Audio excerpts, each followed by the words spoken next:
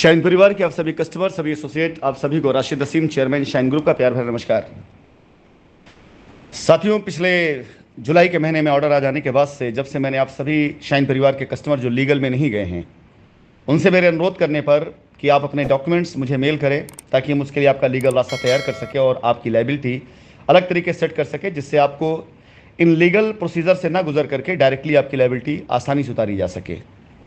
ये रास्ता बड़ा आसान भी है, क्योंकि जैसा मैंने कल अपने वॉइस नोट में कई बार आपको बताया भी है कि लीगल प्रोसीजर को पार करते करते मुझे नहीं लगता है कि 1 डेढ़ साल 2 साल और नहीं गुजर जाएगा उन लोगों के लिए जो लीगल में गए हुए हैं, क्योंकि बहुत ढेर सारी ऐसी टेक्निकल चीज़ें हैं और लीगल चीज़ें हैं जो उस ऑर्डर के अनुसार पूरा करने के बाद भी जो हम लोगों ने अवलोकन किया है पिछले कुछ दिनों में, जिस तरह से कस्टमर्स के दस्तावेज हैं, जिस तरह से उनकी रिटें हैं, जिस तरह से उनके एफआईआर्स हैं, और अगर वो सारे के सारे लोग लीगल में गए हुए हैं, जा रहे हैं, तो आने वाले वक्त में उस लीगल फॉर्मेलिटीज़ को पूरा करते करते एक लंबा समय गुजर जाएगा, जिस लीगल फॉर्मेलिटी के दायरे में सारी चीज़ें आएंगी। एज ए कंपनी चेयरमैन मेरी जिम्मेदारी बनती है कि मैं अपने कस्टमर्स को एटलीस्ट सही जानकारी दूं। आगे कस्टमर की मर्जी है कि वो किस तरफ जाता है, इसमें किसी भी तरीके का ना कोई प्रलोभन है ना कोई दबाव है। आप सभी कस्टमर अपनी स्वेच्छा के अनुसार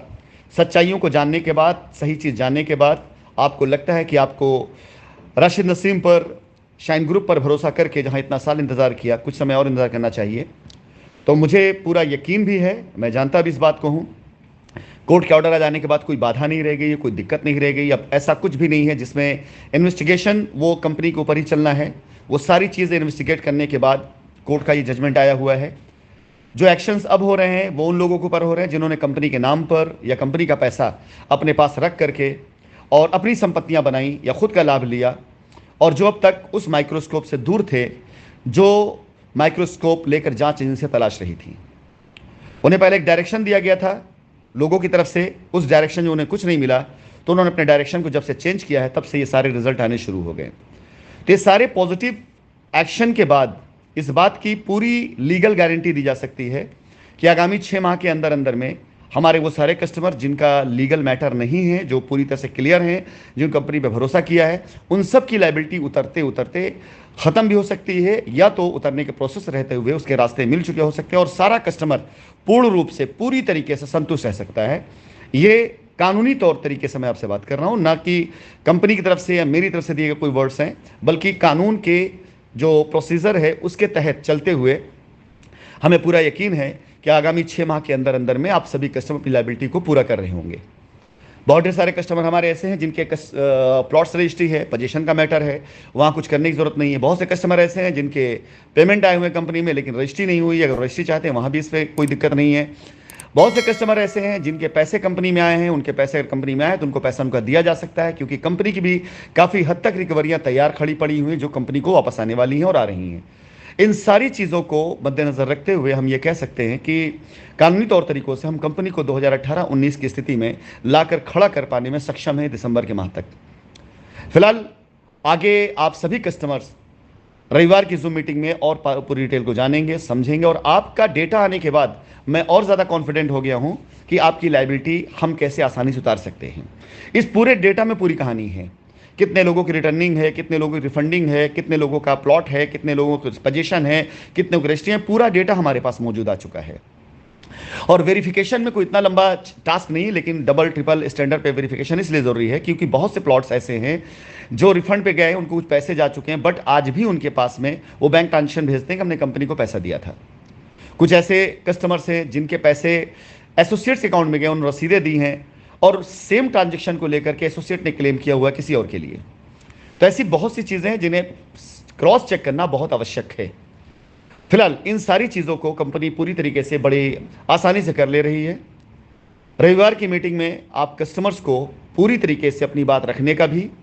और उन बातों पे जो आपके जवाब होंगे वो सामूहिक तौर से सभी तक एक मैसेज तौर पे जाएगा। मेरा अनुरोध है कि आप सभी कस्टमर्स जिन्होंने अपनी लाइबिलिटीज़ को कंपनी के लेवल पर उतारने के लिए मेल